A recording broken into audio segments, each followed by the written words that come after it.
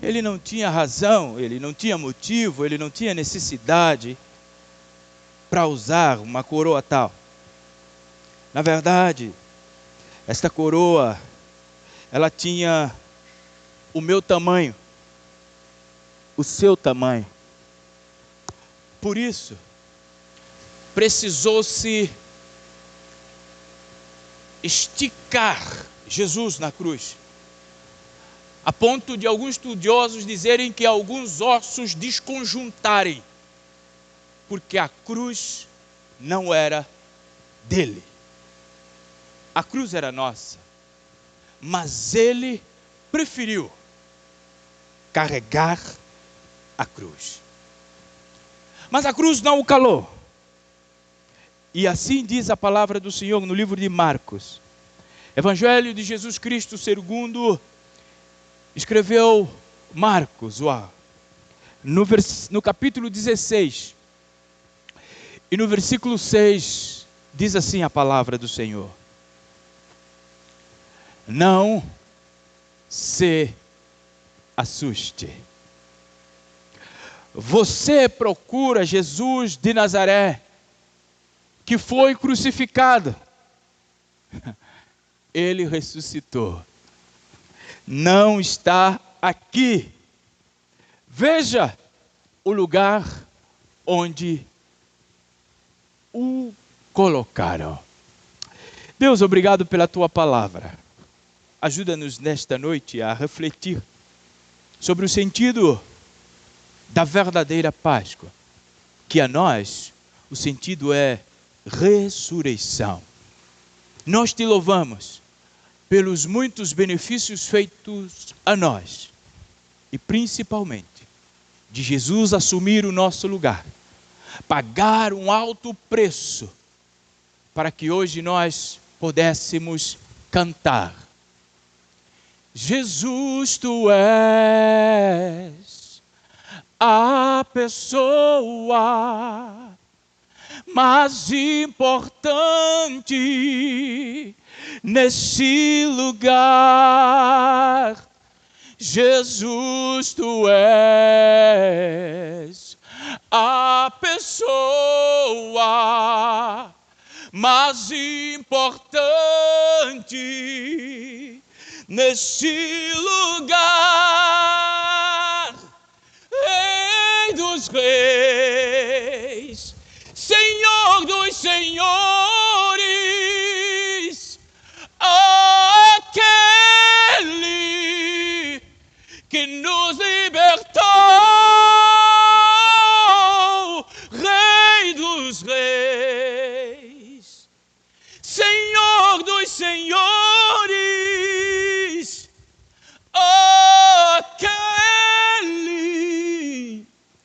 que nos libertou.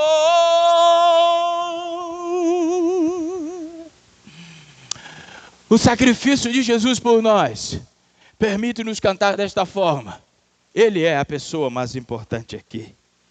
Há um drama por trás do texto que eu acabei de ler. E eu quero pensar com vocês nesta noite alguns passos, alguns episódios neste grande drama que veio trazer um antes e depois para a história da humanidade, que veio trazer esperança para aqueles que já estavam condenados, que veio trazer luz para aqueles que andavam em trevas, que veio trazer dia para aqueles que a vida era noite, que veio trazer esperança para aqueles que eram desesperançados. Num domingo como hoje, sensivelmente 2000 anos atrás, na manhã do domingo, nas primeiras horas do dia, lá estava uma grande notícia roubando a atenção da cidade. O domingo ficou de qualquer forma como algo que nunca ouviu-se falar. O domingo era inesperado. O domingo era incompreendido. Por quê? Esse domingo específico, ele foi tão diferente dos demais. Porque esse domingo começaram a cantar uma música diferente, começaram a ouvir rumores diferentes dos demais domingos. A bem da verdade, este domingo foi um domingo da reversão. Foi um domingo de reverter choro em alegria. Foi um domingo em que, de forma drástica, 3 dias anteriores, havia uma devastação, havia um sofrimento no coração de algumas pessoas. E diga-se de passagem, alguma mãe especial, algumas senhoras especiais, alguns homens especiais choravam. Há uma dor, porque o Mestre, o Senhor, aqueles que eles tinham como a esperança da glória, ele estava submetido agora a tanto sofrimento, ele foi exposto a uma cruz tão pesada, e todos foram tomados de um medo, foram tomados de uma angústia.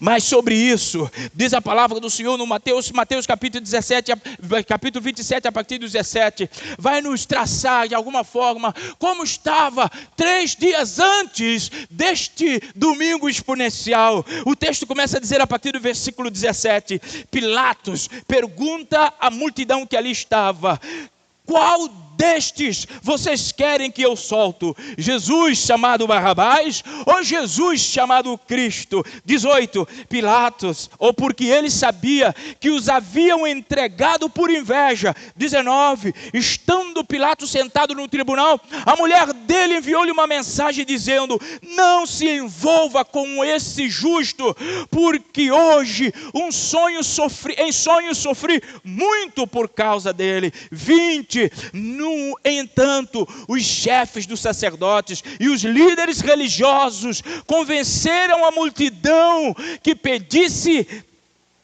Barabás e mandasse executar Jesus. 22, Pilatos lhe perguntou: que farei então com Jesus chamado Cristo?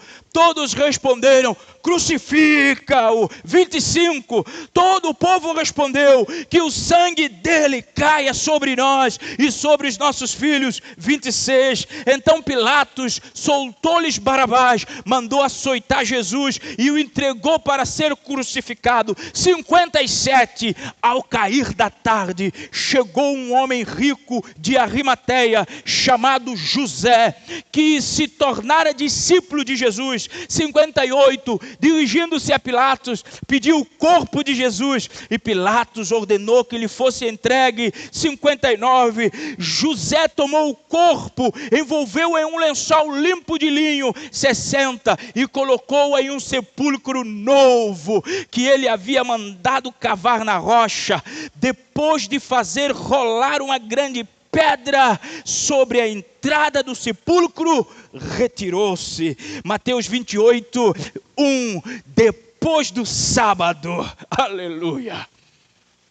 Tudo isso aconteceu até o sábado, mas depois do sábado, tendo começado o primeiro dia da semana, Maria Madalena e outras Marias foram ver o sepulcro. 2, eis que sobreveio um grande terremoto, pois o anjo do Senhor desceu dos céus e, chegando ao sepulcro, removeu a pedra da entrada e sentou-se sobre ela. O anjo disse às mulheres: não tenham medo, sei que vocês estão procurando Jesus que foi crucificado. Ele não está aqui, ressuscitou, como tinha dito. Venham e vejam o lugar onde ele jazia. 7, vão depressa e digam aos discípulos dele: ele ressuscitou dentre os mortos e está indo adiante de vocês para a Galileia. Lá vocês o verão, e é como eu disse a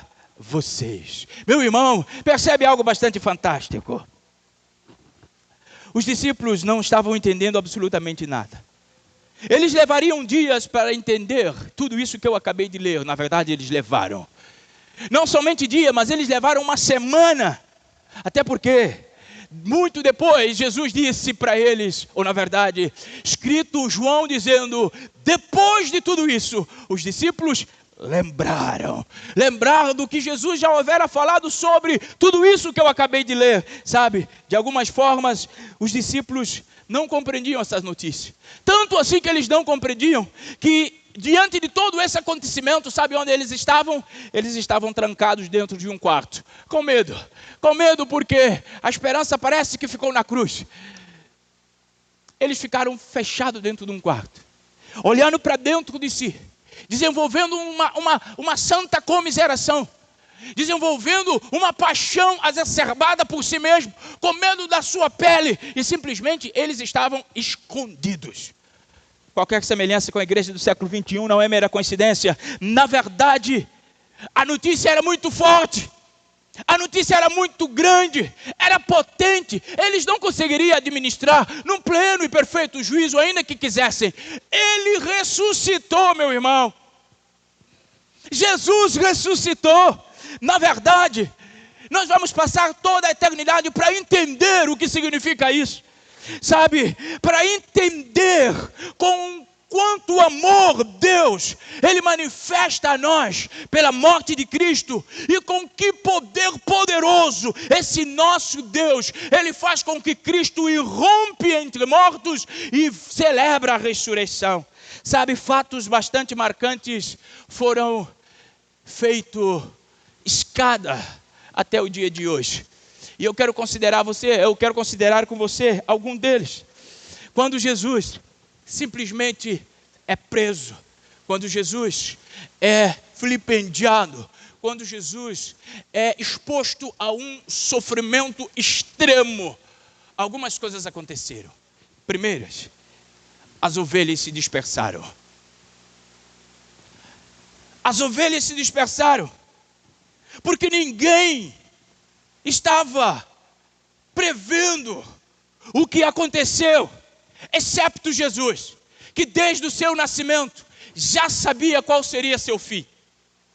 Somente Ele, porque Ele claramente falou aos discípulos N vezes sobre todo este processo. Por exemplo, no livro de Marcos capítulo 8, versículo 31, Jesus diz: então Ele começou a ensiná-los: o Filho do Homem tem que sofrer muitas coisas e ser rejeitado pelos anciãos, pelos chefes dos sacerdotes, pelos mestres da lei, ser morto e ressuscitar a terceiro dia. Meu irmão, Jesus já houvera previsto isso desde a primeira vez que Ele entra no templo e faz aquela limpeza exponencial, quando Ele diz para aqueles mestres da lei, dizendo para eles: vocês hão de destruir esse templo. João 2,19, vocês vão destruir esse templo, mas eu o levantarei em 3 dias. Sabe, meu irmão, em julgamento, os sacerdotes, os mestres da lei, levantaram acusadores contra Jesus, dizendo assim, Marcos capítulo 14, versículo 58, nós ouvimos ele dizer: destruirei esse templo feito pelas mãos humanas, e em 3 dias construirei. Não foi feito por mãos dos homens. Meu irmão, repara algo bastante importante. Jesus em momento algum disse que ele haveria de destruir templo nenhum. O que Jesus disse, e que se cumpriu, é que eles haveriam de destruir o templo que era o seu próprio corpo, mas que em 3 dias ele reergueria novamente. Foi o que aconteceu no domingo pela manhã. Sabe, Jesus começou a falar sobre eles, mas nenhum deles estavam preparados, a despeito de serem discípulos de Jesus, nenhum estavam preparados para entender com toda a sinceridade o que significava literalmente a crucificação, porque era contrário a tudo aquilo que Jesus estava falando sobre paz, sobre amor. O desejo dele é que os homens entendessem e recebessem Jesus como aquele que provia o alimento, provia saúde, expulsava demônios. Só que os homens, eles não entenderam assim. Qualquer semelhança com os tempos em que nós vivemos, em que os homens são amantes de si mesmos, não é mera coincidência, e desprezando Jesus. Sabe algo bastante importante que aconteceu por esses dias? É que os discípulos de Jesus abandonaram o seu mestre no momento mais crítico da sua vida. No momento mais crítico, deixaram-lhe sozinho, carregando o peso do pecado de todo homem, inclusive os seus. Ele estava sozinho. O fardo de todos ele estava carregando sobre os seus ombros. E ele estava sozinho naquele lugar. Como se não bastasse. Jesus não foi desprezado só pelos homens. Jesus não foi abandonado só pelos homens. O mais grave, o mais dolorido, é que Jesus, ele foi abandonado pelo próprio Deus. Quando ele diz em Mateus 27:46, por volta das 3 horas da tarde, Jesus bradou em alta voz dizendo: Eli, Eli, lama sabachthani, que significa: meu Deus, por que me abandonaste? Estava pesado o meu e o seu pecado sobre os seus ombros. Estava pesado carregar toda a humanidade. E os homens o desprezaram. Deus precisou virar as costas. É o que eu costumo dizer. O nosso perdão foi de graça, mas não foi barato. Deus não aliviou a nossa cota de pecado. Deus carregou a sua ira sobre Jesus. Jesus não merecia. Eu e você merecíamos. A morte era tudo aquilo que nós tínhamos como aquilo que nos pertencia. Jesus carregou sobre os seus ombros. Ele chorou. Porque embora sendo Deus, ele também era o homem. Ele estava carregando algo que não era dele. Ele estava carregando algo que era nosso. Os seus, aqueles pelos quais ele estava carregando o pecado, o traíra. Mateus, você pode ler a partir do 14.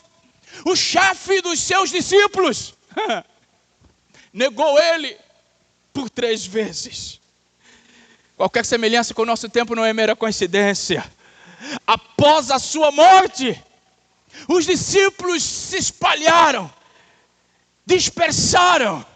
Ah, meu irmão, todos correram, entraram numa casa. João capítulo 9, versículo 10, João capítulo 20, versículo 19. Eles entraram numa casa, se trancaram lá dentro.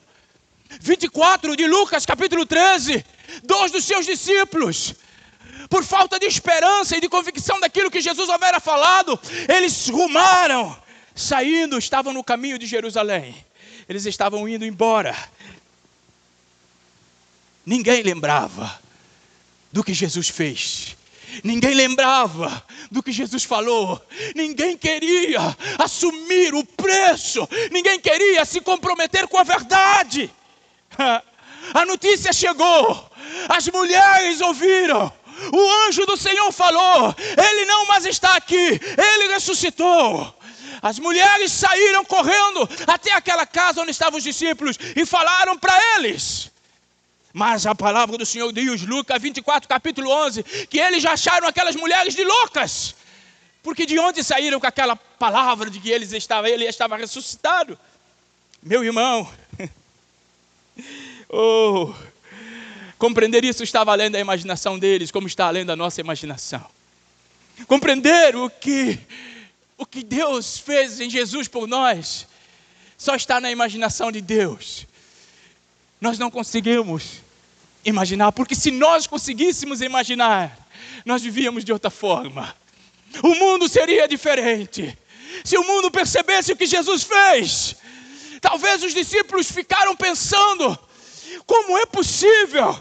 Será que haverá uma magia para fazê-lo ressuscitar depois de 3 dias? Será que haverá um poder suficiente para fazer com que ele saia dentro daquela rocha? Ele desata aquele selo daquela pedra. Ah, meu irmão, a era da ressurreição era qualquer coisa como inconcebível na consciência de mortais.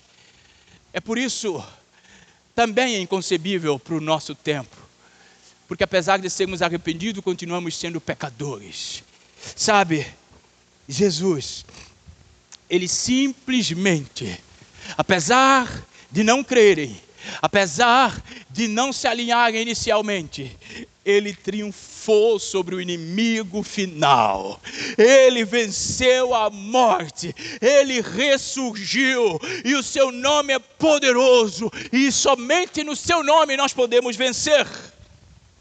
Eles se espalharam. Cada um foi viver a sua vida. Cada um foi fazer a sua vida. Mas os eventos continuaram. Os eventos continuaram. Segundo evento, houve simplesmente, eles foram apreendidos com espantos. Eles foram surpresos com espanto.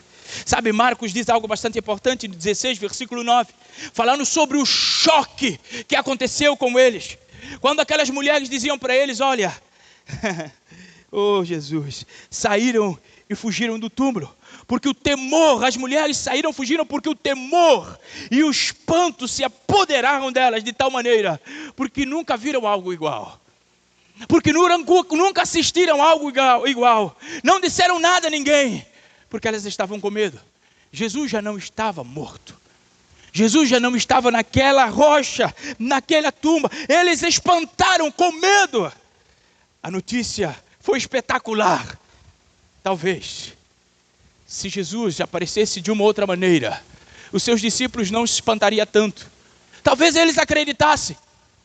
Talvez se Jesus ficasse de alguma forma à mercê da expectativa deles, se ele simplesmente cumprisse a expectativa do coração deles, eles haveriam de aceitá-lo. Mas só que Jesus tem uma sua própria agenda. Jesus não submete a nossa agenda. Jesus não submete a agenda do mundo. Sabe, o homem pode fazer o que quiser, não atrapalhe a agenda de Deus. Aquilo que já está marcado vai acontecer como está marcado desde o início do mundo. Porque Ele é Deus e a sua vontade há de prevalecer. Sabe, oh Deus amado, era grande demais para eles se alegrarem com a primeira notícia. Eles não se alegraram. A esperança chegou. Aquele que estava morto ressuscitou. Os céus foi aberto. O véu foi rasgado. Mas eles não estavam se alegrando. Eles estavam fechados dentro de um quarto. Eles ficaram simplesmente atordoados.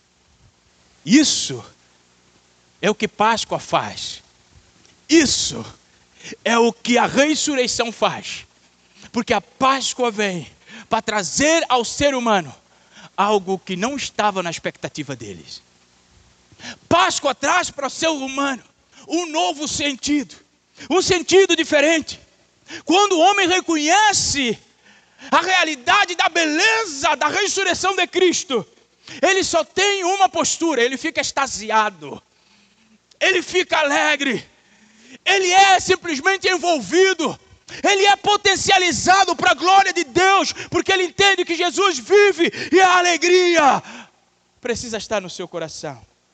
Sabe, Mateus 28, a alegria era tanto na vida daquelas mulheres, que o texto continua dizendo, 28:8 de Mateus diz assim: as mulheres saíram depressa de sepulcro, amedrontadas e cheias de alegria, e foram correndo anunciar aos discípulos. Meu irmão, três coisas que Páscoa faz em nós. Três coisas que a ressurreição de Cristo faz em nós. E hoje você pode experimentar essas coisas. Primeiro, ele espanta. As mulheres, elas estavam amedrontadas. Ela não espanta porque Jesus traz o novo para nós. Ele pega-nos e simplesmente faz de novo, porque ele diz assim na sua palavra: é preciso que vocês nasçam de novo. Porque por mais que nós tenhamos piedade, por mais que nós tenhamos boas intenções, para a obra de Deus não chega. Nós precisamos nascer de novo. Nós precisamos caminhar intencionalmente com Jesus. Nós precisamos negar a nós mesmos. Nós precisamos carregar diariamente a nossa cruz e seguir ao Senhor. Primeiro aparece o espanto. Talvez um espanto misturado com comiseração, dizendo: quem sou eu? Quem sou eu para Ele me amar tanto? Quem sou eu para Ele dar um novo nome? Ele está pronto para trocar você de Jacó para Israel. Segunda coisa que aparece aqui, que a ressurreição fez na vida daquelas mulheres: alegria. É por isso que cantou as irmãs de diante do trono, festa, alegria, e o restante a Paulinha depois ensina para vocês. Repara, vem a alegria. Vem a alegria. A ressurreição, meu irmão, é temor e alegria, porque nós fomos tirados simplesmente do lugar de morte. Sabe como nós precisamos ver a ressurreição? É como alguém que está naufragando e que recebe uma boia de salvamento. E alguém que deu a boia de salvamento começa a puxar agora o fio da boia para a pessoa. E aí a pessoa vai saindo daquele lugar que já estava morrendo afogado. E quando chega aqui, a primeira coisa que ela faz é dar um abraço naquela pessoa que estendeu aquela boia. Sabe sobre mim e você? Nós estávamos navegando no nosso pecado e nosso destino era inferno. Jesus estendeu a boia e começou a nos puxar. Aleluia. A ressurreição é isso. Ele começa a nos puxar, a nos tirar de onde que para nós era de direito. O sofrimento e o inferno. E Ele nos traz agora para perto de si. Ele nos traz para a sua maravilhosa luz. Ele nos dá um novo nome. Ele nos dá um banho. Ele coloca a aliança no nosso dedo. Ele manda dar uma festa. Ele manda nos colocar no lugar de honra. Não por mérito nosso, único, exclusivo dele. Mas finalmente a ressurreição faz algo ainda em nós. Olha o que elas fizeram aqui. E foram correndo anunciar. A ressurreição finalmente faz em nós anunciar. É por isso que a última sentença de Jesus aos seus discípulos é: façam discípulos. Porque a ressurreição faz nos anunciar. A gente precisa contar o que a ressurreição é. A gente precisa, irmão, quando você foi salvo, você precisa contar para as pessoas que você foi salvo, que você tem um novo nome. Mas o episódio continua a decorrer. Chega até terceiro. A tristeza, ela se torna falsa.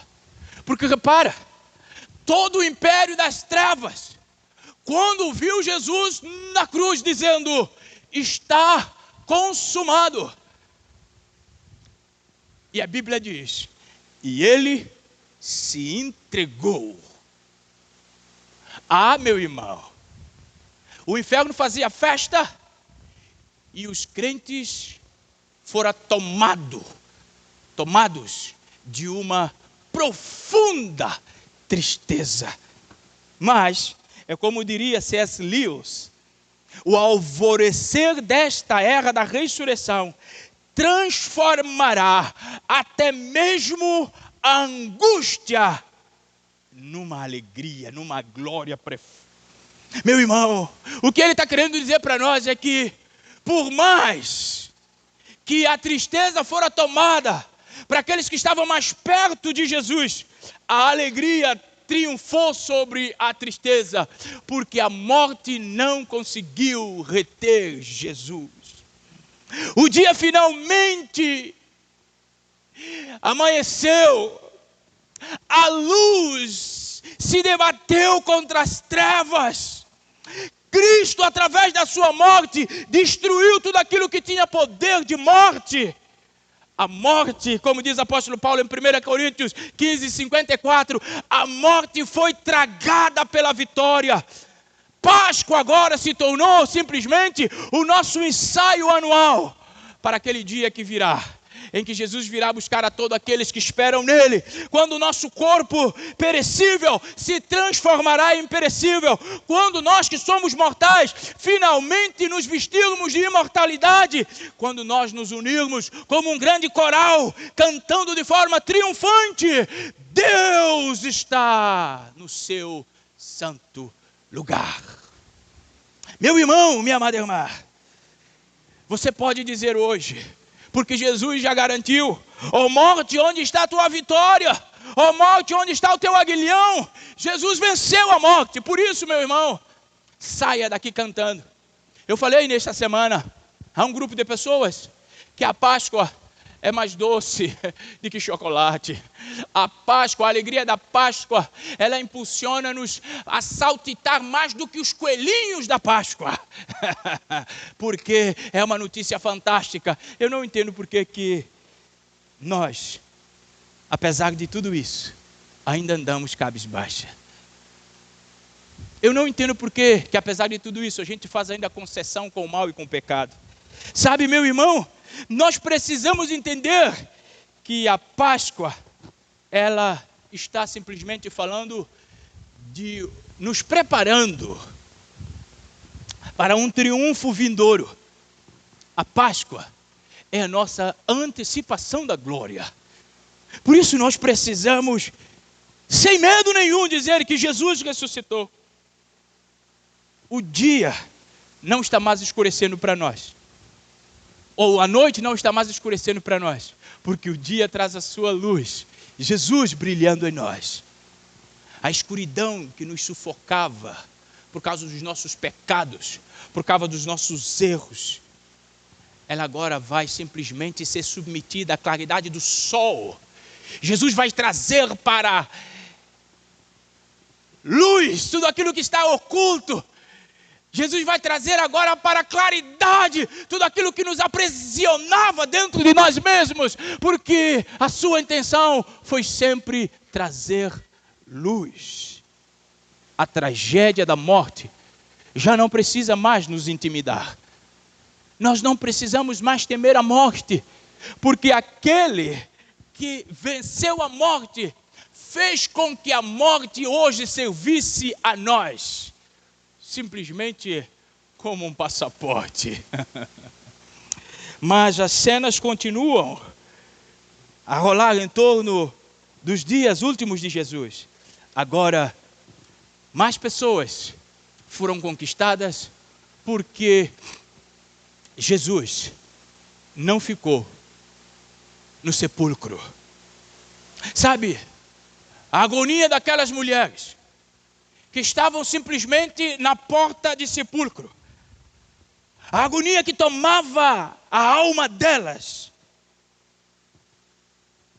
não foi suficiente a ponto de escravizá-las numa desesperança total.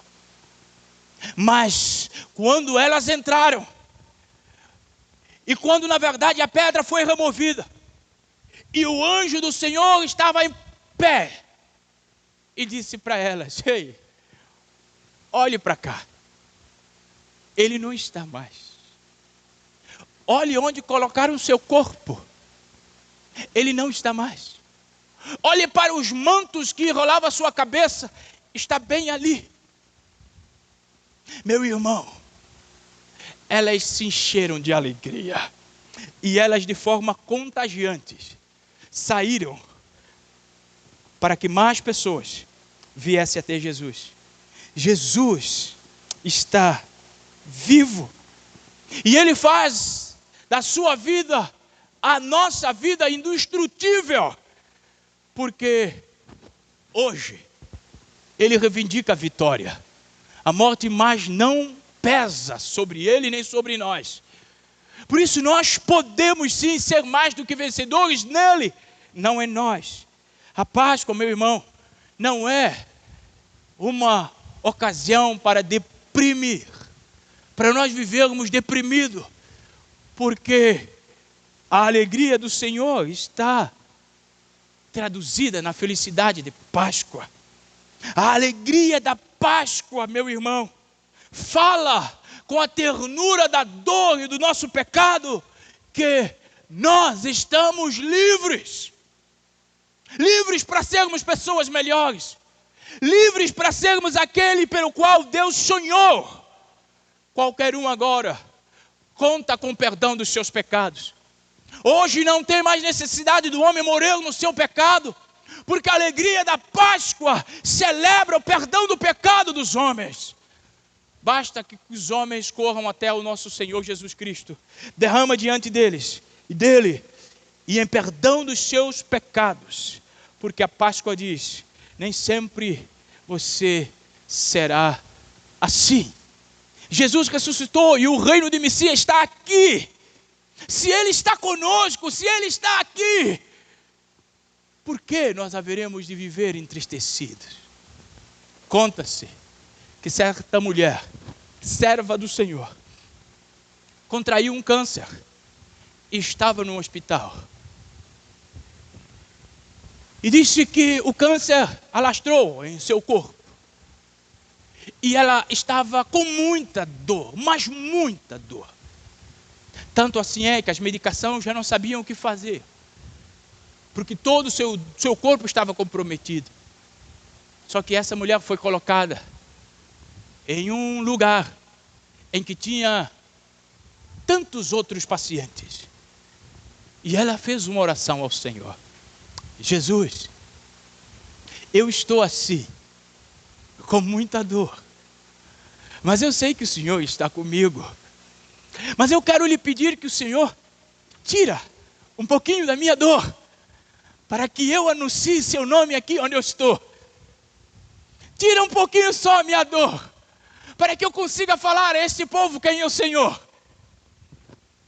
Conta essa história, que ela começou falando sobre Jesus. A dor apaziguou, e as pessoas se renderam aos pés do Senhor. E no domingo, o pastor foi visitá-la. E quando entrou no quarto dela e falou para a irmã: minha irmã, como está a senhora? Como está a senhora? Como está a dor? Ela olhou para ele, bem dentro da bolota do olho dele, e disse para ele: eu é que te pergunto, como você está? Você não entendeu, eu vou te explicar. Ela estava com mas todas as razões para amaldiçoar a Deus, para murmurar da vida, para desprezar o sacrifício de Jesus, porque estava numa ala do hospital, onde só os doentes graves estavam, mas ela ora para poder falar de Jesus.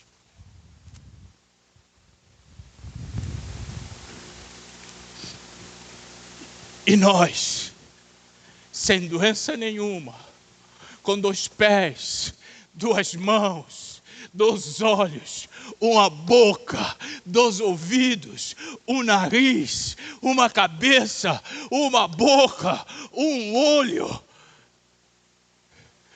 E sobre falar de Jesus, o que a gente faz? Ele não está mais lá. E nós por vezes o tratamos como se estivesse lá. Porque nós não temos a alegria de testemunhar a sua ressurreição. Nós olhamos a ressurreição de Deus a partir de nós mesmos. A ressurreição ao Jesus diz respeito. A ressurreição, a glória de Deus diz respeito. A ressurreição ao reino de Deus diz respeito. Mas nós queremos viver a ressurreição como se de nós diz respeito ou dissesse respeito. Essa mulher, ela simplesmente fez uma pergunta que precisava ecoar dentro da nossa alma. Como está você? Como está você? Diante daquilo que Jesus fez, diante do sacrifício de Jesus, como está você?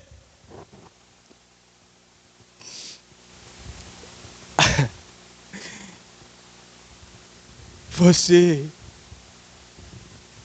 foi feito um vencedor com a morte de Jesus. Mas o vencedor que você é, tem implicado na obra de Jesus.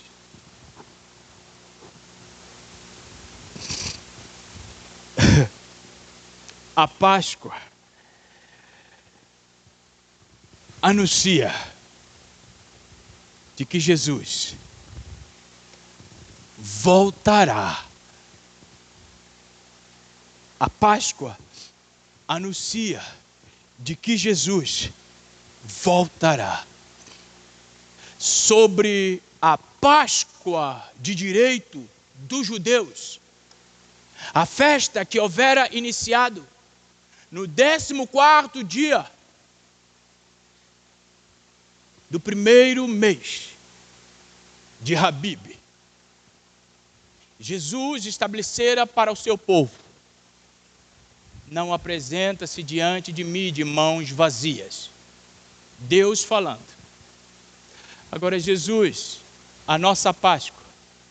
É por isso que nós não celebramos a Páscoa, nós celebramos a ressurreição de Jesus. Agora Jesus continua fazendo a mesma pergunta: como é que nós viemos até Ele? O que está nas suas mãos para ofertar neste dia de celebração? A Páscoa, finalmente, diz que quem venceu a morte tornou agora esta mesma morte serva da nossa alegria. Escreva isso no seu coração. Jesus pegou a morte, que até então era o medo para nós, o desespero para nós. Jesus simplesmente, com um único ato, um ato de expor o pecado, de nos provar o amor, Ele faz da morte a nossa serva, porque ela será o caminho que nos leva até Ele. Não precisa você ficar com medo de morrer. Quem quer morrer nessa noite?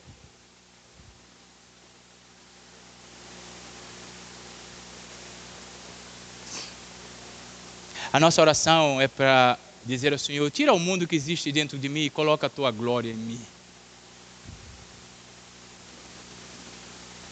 Tira os fermentos. Sabe uma das coisas que Deus obrigou o povo de Israel a fazer para participar da sua Páscoa? Comer pão sem fermento. Diga-se de passagem, Deus não só mandou comer pão sem fermento. Deus mandou, o livro de Êxodo, capítulo 12, você pode ler. Deus mandou tirar toda sorte de fermento de dentro de casa. Paulo faz um paralelismo quando ele escreve à igreja de Filipe com a necessidade e a eficácia da Páscoa. Ele diz assim: que a vossa vida não seja tomada por bebedice, glutonaria, rebelião, avareza. Aí ele começa dizendo para nós: arranque de vocês esses fermentos, porque uma massa levedada não faz jus à Páscoa de Jesus. Que eu e você entendamos nesta noite que a Páscoa é o triunfo da alegria, porque a morte já não gera tristeza naqueles que amam Jesus. A morte já não é para nós o inimigo a ser vencido. O Senhor já venceu. Mas enquanto a gente espera o Senhor, vivamos uma vida sem fermento, porque o fermento é o que Deus mandou que Israel tirasse fora da sua casa. Hoje, contextualizando, a sua casa é o seu coração. Arranque do seu coração tudo aquilo que é fermento, que não permita você desenvolver com profundidade necessária um relacionamento com Deus. Viva a ressurreição.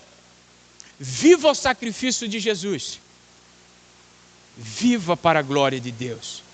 Essa é a minha oração em favor de cada um de vocês nesta noite.